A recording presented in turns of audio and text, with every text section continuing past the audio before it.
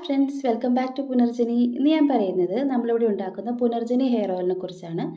18 natural herbs use ചെയ്തിട്ടാണ് നമ്മളിത് ഉണ്ടാക്കുന്നത് കേട്ടോ.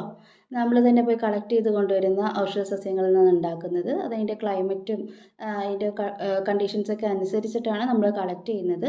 കൂടാതെ ശുദ്ധമായ വെളിച്ചെണ്ണയാണ് നമ്മളിതിന് യൂസ് ചെയ്യുന്നത് കേട്ടോ, ഈ ഓയിൽ ഉണ്ടാക്കാൻ വേണ്ടിയിട്ട്.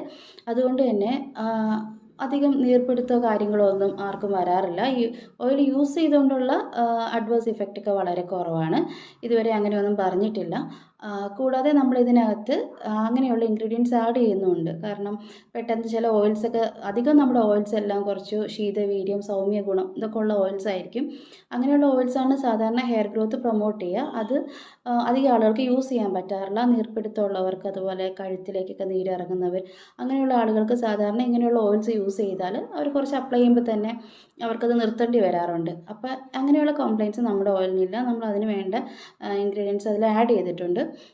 കൂടാതെ മെയിനായിട്ട് നമുക്കിത് ആകാലം നരയ്ക്ക് യൂസ് ചെയ്യാൻ പറ്റുന്നതാണ് കേട്ടോ. അപ്പോൾ നമ്മൾ ഡെയിലി യൂസ് ചെയ്തുകൊണ്ടിരിക്കണം. നരച്ച മുടി ഒരിക്കലും തിരിച്ച് ബ്ലാക്ക് കളറിലോട്ടോ ഗ്രേ കളറിലോട്ടോ ഒന്നും വരില്ല.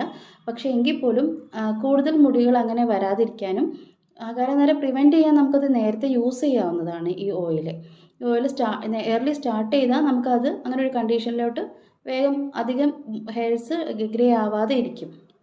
അങ്ങനെയൊരു കണ്ടീഷനിലോട്ട് വരാൻ സാധിക്കും.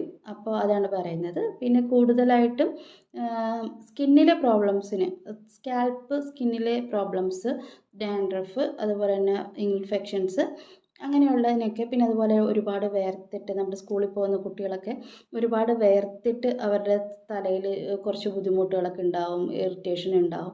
അതിനൊക്കെ ജസ്റ്റ് നമ്മളൊന്ന് അപ്ലൈ ചെയ്തിട്ട് ത്രിഫല കഷായത്തിൽ കഴുകിയാൽ വളരെ നല്ലതാണ് കേട്ടോ.